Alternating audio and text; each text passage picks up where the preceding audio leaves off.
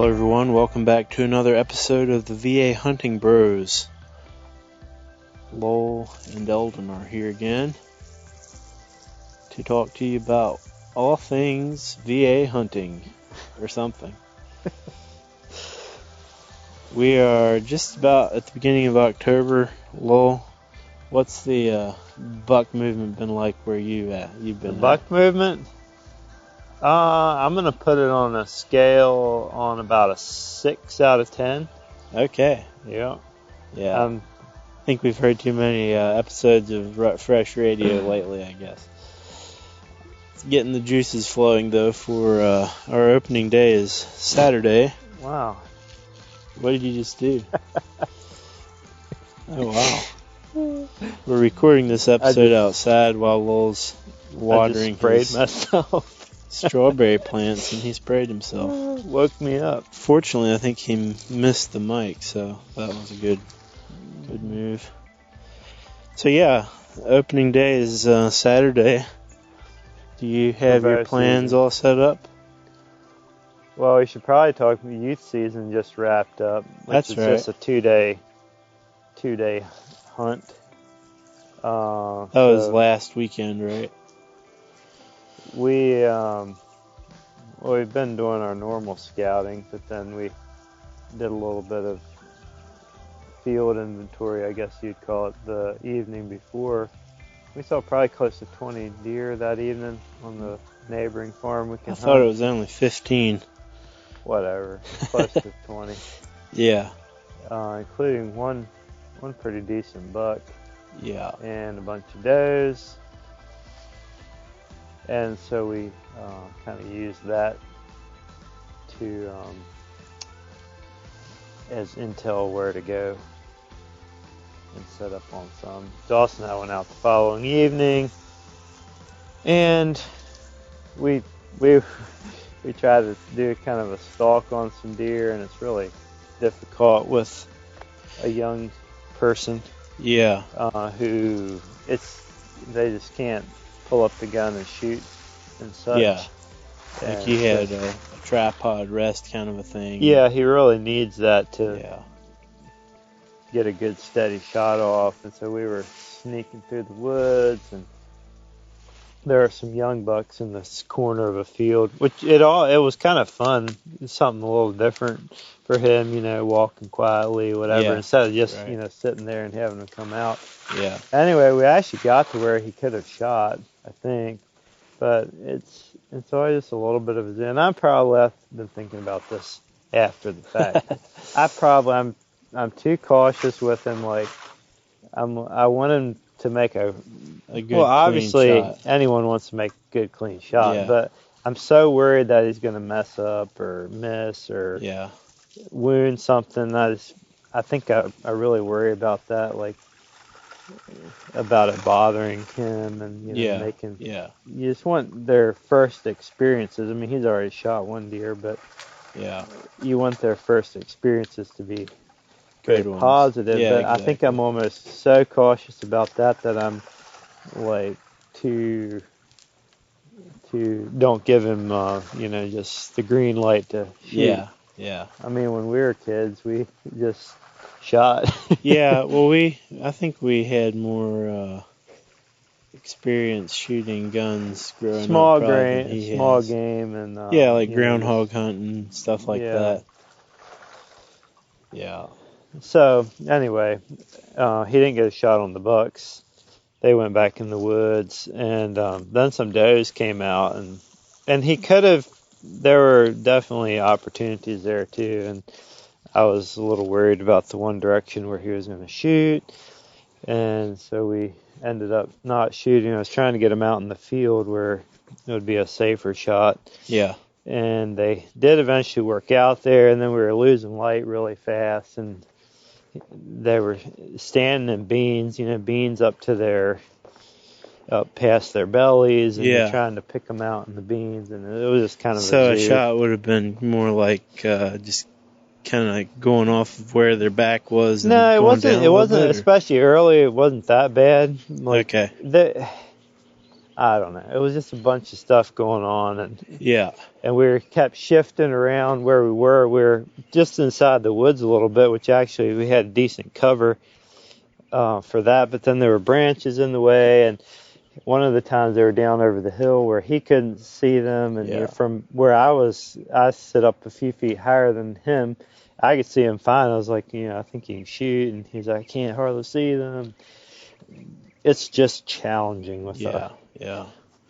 But I think a couple things. He needs to just shoot the gun more, get more comfortable where it's not as big a deal, and then I just need to give him a green light to, Spray some lead. Not spray some lead, I'm just but kidding. Yeah. Yeah. He's gonna have to learn At some that way point, too. he's gonna have to learn to live with the consequences of what happens. Exactly. Yeah. And that's something we all had to do, and I think that could all work.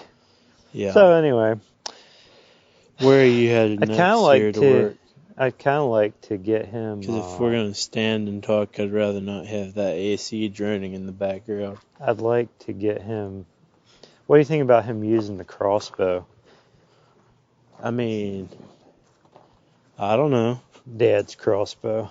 Probably be okay.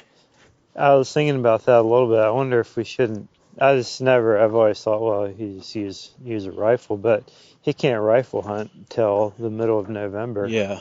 So maybe. And I also thought, that doesn't have the recoil, it doesn't have the loud noise. Maybe he could actually, in some ways, he might be more comfortable shooting that, set up a blind, and see if we can't get some stuff within range. That could be interesting. Maybe him and Dad could go hunting together. Yeah. And, if it's a little farther for him, maybe Dad could. Anyway, our neighboring farm, like there was at least one other person out there during youth season, and we're starting to see activity around. I know it's going to get pressured, and man, you just don't see 15 deer on field edges in the middle of November. Well, maybe we should talk a little bit about. So I just wonder. If while stuff is relatively unpressured, it makes it a lot easier to get on deer than. Yeah. So I wonder if we shouldn't really try to push and see if we can't get him a deer before. Yeah. Anyway, that's one aspect. So bow season comes in Saturday. Yep. And we're somewhat prepared and somewhat unprepared. Yeah, a fair bit of both. Yeah. I'd still like to do a little more tweaking and shooting and stuff. Yeah. But I think we feel probably better than we need to climb years. A tree with our system sometime. Actually, just go through a dry run. I mean, everything is basically the same as last year except for our new platform, so it should be pretty similar. But it's always just a zoo getting up the tree the first time and everything. I feel like we've done more scouting this year than often we have.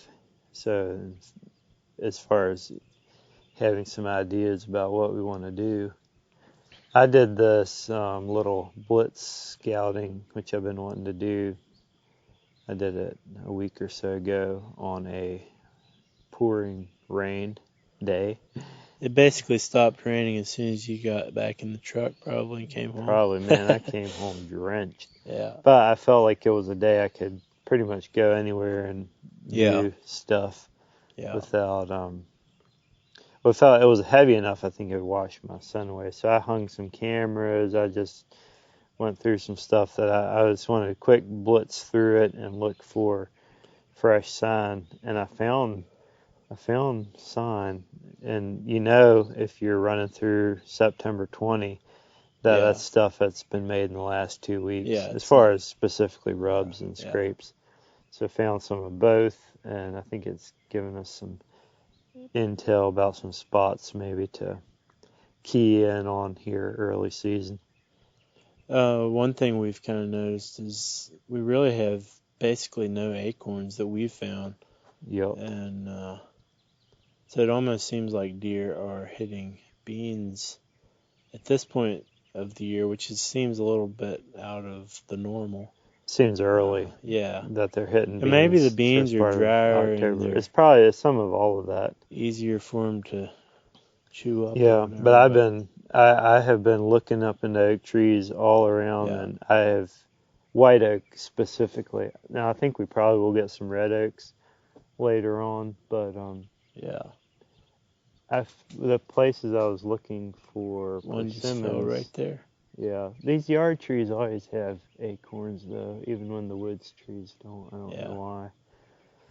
Even here, though, there's way fewer. I haven't really found a good persimmon tree where I felt like deer were really hitting it either. I thought well, maybe we could key in on that, but I don't really think so. So Yeah. been well, we talked about the one nice buck we saw on the neighboring farm. I saw two the other night after dark with spotlight.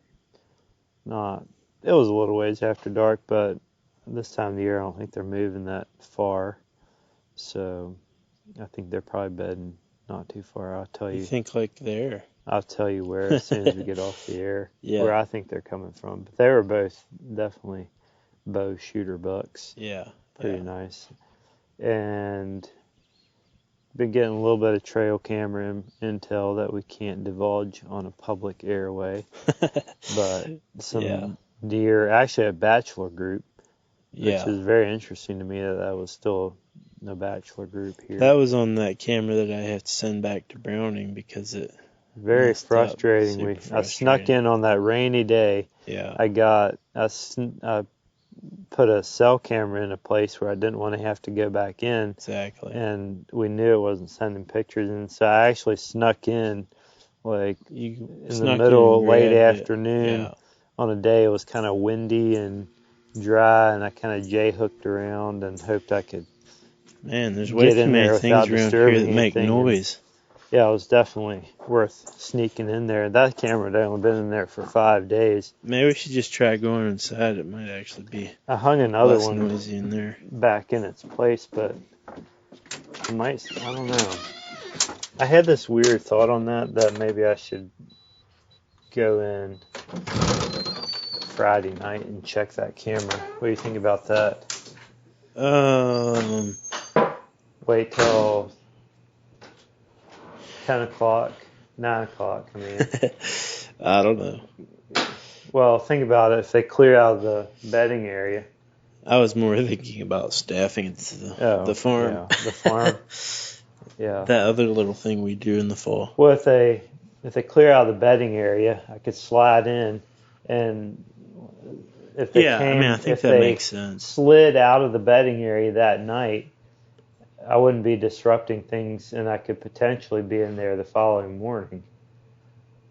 Oh, you're thinking about hunting Saturday? For them coming back to bed. Yeah. When that spot, I think it's going to be, they're either going to come in at first light or they're not. Yeah. And then you could slide back out. I don't know. It was just a wild thought I had. Hey, that's what you need to do this time of year. Like I said, it's very frustrating because if that cell camera was working, we wouldn't have to be sliding in there. Yeah. But for some reason, one of our more expensive cell cams isn't functioning. Really been working fine for almost 8-9 months. Yeah, 8 or 9 months. Yeah. And we have one other camera that somehow got flipped around on a tree or something some night. I don't know if a bear. It looked like something. It's like 3 pictures that it's black, which means that something was over the camera probably. Maybe that would be an interesting one to look at the card on. Yeah. But so that one's not.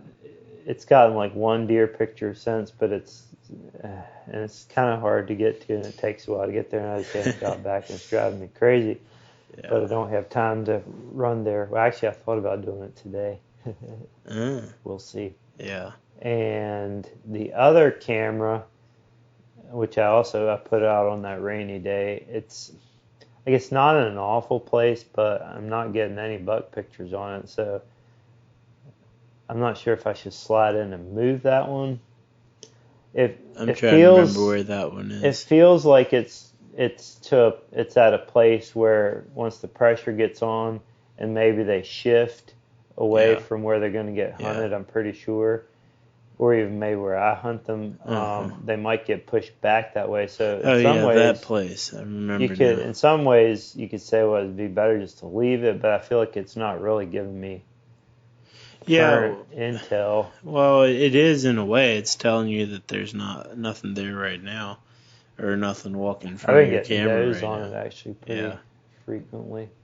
Just Well, not we've talked bucks. about you need to shoot some does, so maybe you could go in there and shoot some does and pull the And camera. adjust it. Just kidding. Yeah, cameras are interesting. Like, I definitely feel one of the best ways to use cameras is not like randomly moving them around trying to find deer this year.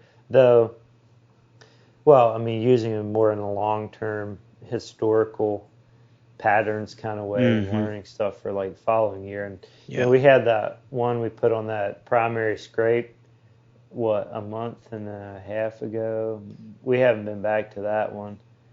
You mean that one down in the bottom? Yeah, we had a hard time hanging it.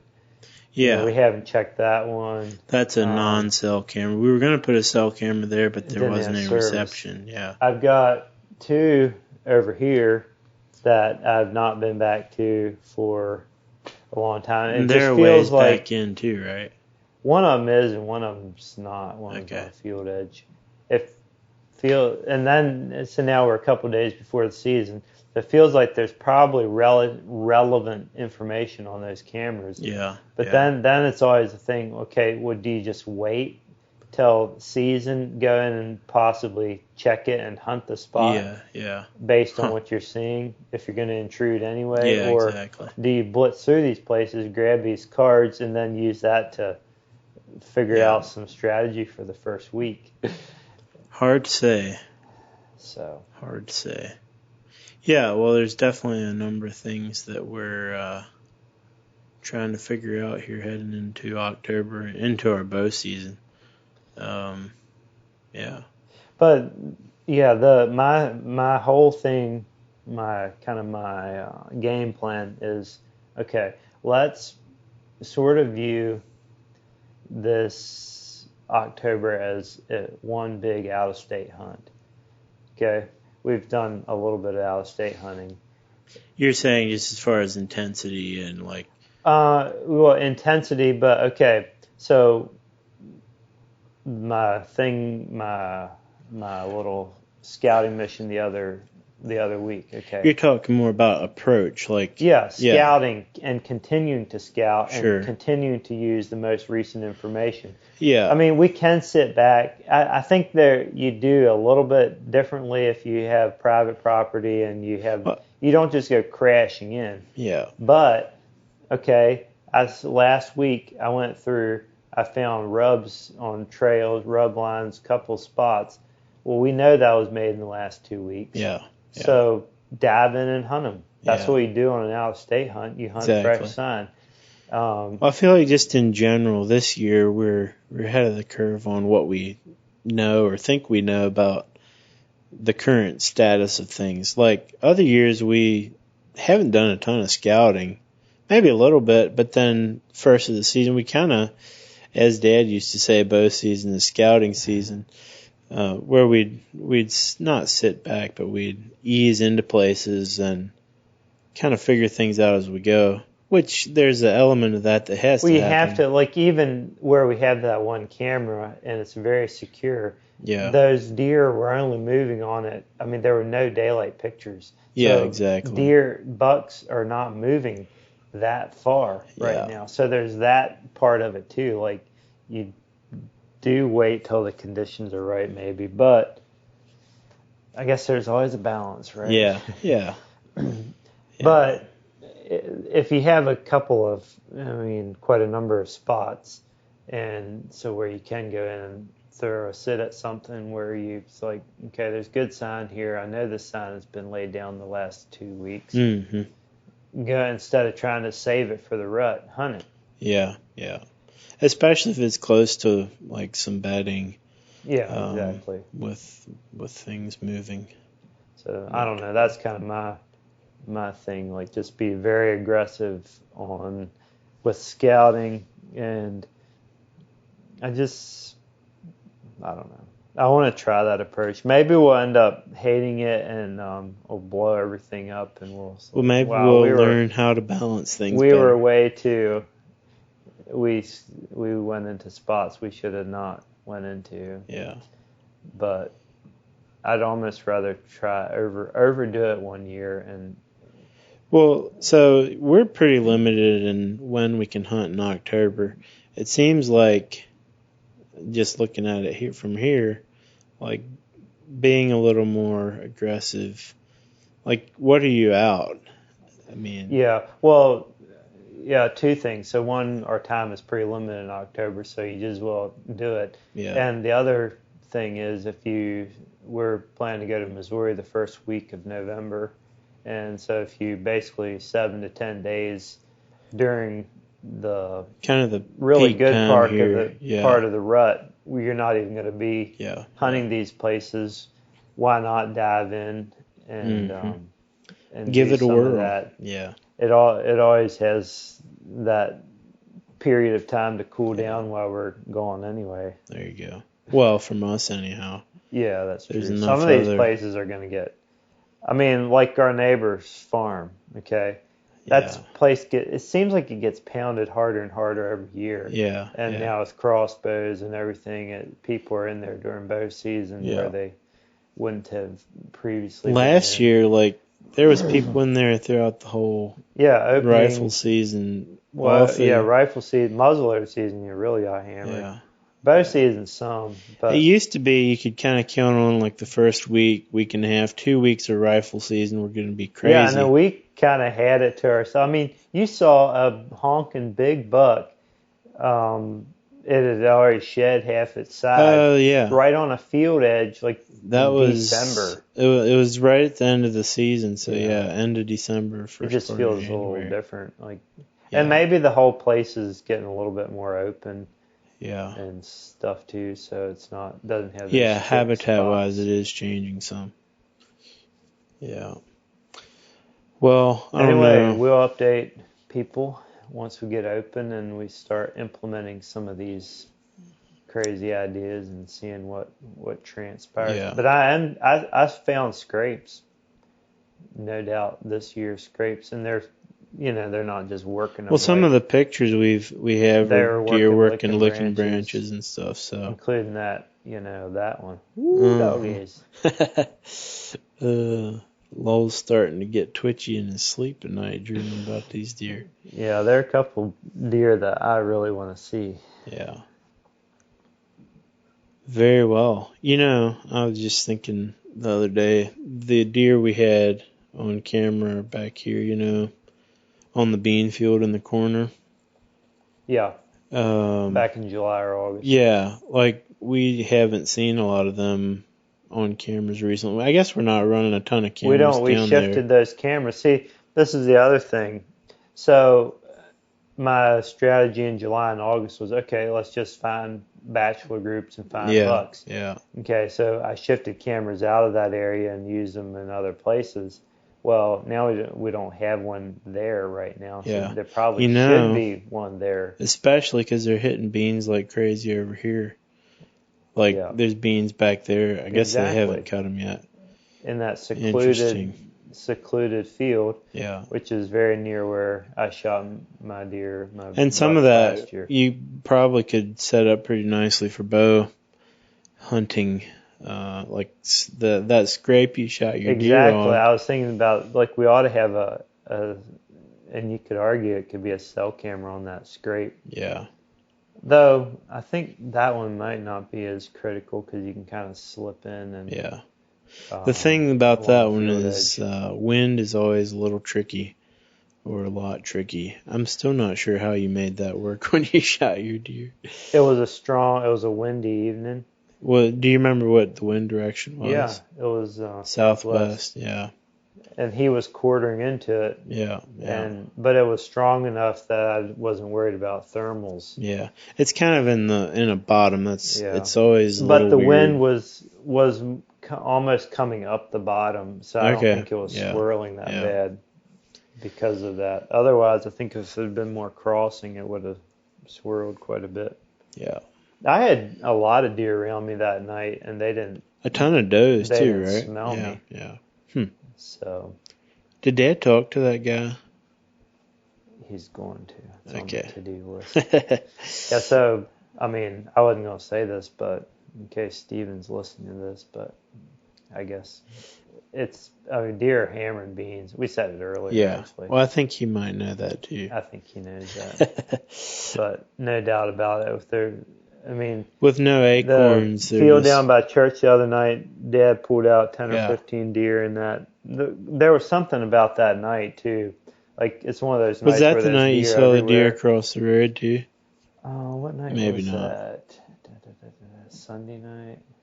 We had seen, no, we saw deer over there Friday night, like a lot of deer.